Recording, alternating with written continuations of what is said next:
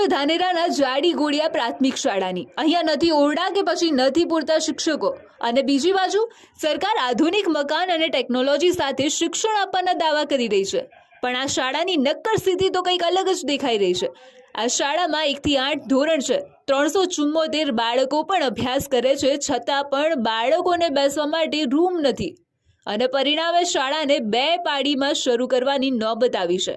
7 રૂમની ઘટ છે અને 6 શિક્ષકોની પણ ઘટ છે, છતાં સારા શિક્ષણના દાવા કેટલા વ્યાજબી હે? 2 વર્ષ પહેલા જર્જરિત રૂમોને તોડી પાડવામાં આવ્યા હતા, જે આજ દિન સુધી બન્યા જ નથી। પરિણામે શાળા 2 પાળીમાં શરૂ કરવામાં આવી છે અને સમગ્ર મેનેજમેન્ટ પણ ખોરવાઈ ગયું છે। 2 પાળીના કારણે 2 વાર મધ્યાહન ભોજન શરૂ કરવામાં આવ્યું છે, ત્યારે ગામ લોકો પણ ઓરડાની સાથે શિક્ષકોની પણ માંગ કરતા જોવા મળ્યા છે। જાડી બે પ્રાથમિક શાળાની અંદર છેલ્લા 2.5 વર્ષથી 6 જર્જરિત ઓરડાઓ પાડી નાખવામાં આવેલ ડેમેજ બોલાવીને આજ તારીખ સુધી હજી એ ઓરડાઓ મળ્યા નથી। એના માટે અમારા ગ્રામજનોની રજૂઆત છે સરકારશ્રીને કે તાત્કાલિક ઓરડા મંજૂર કરે, તાત્કાલિક કામ સત્વરે ચાલુ થાય એવી અમારી માગણી છે। એના સિવાય અમારી જાડીબી પ્રાથમિક શાળાની અંદર 6 શિક્ષકોની ઘટ છે, એ શિક્ષકો પણ તાત્કાલિક એમની નિમણૂક થાય, એના માટે અમારી સરકારશ્રીની નમ્ર વિનંતી છે કે તાત્કાલિક આ પ્રશ્ન અમારો સોલ્યુશન થાય, એટલે બાળકોને કોઈ તકલીફ ન પડે।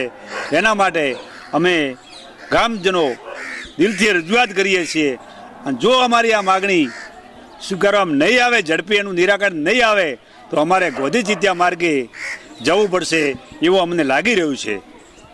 જય દ્વારકાધીશ। નામ રબારી ભોમજીભાઈ।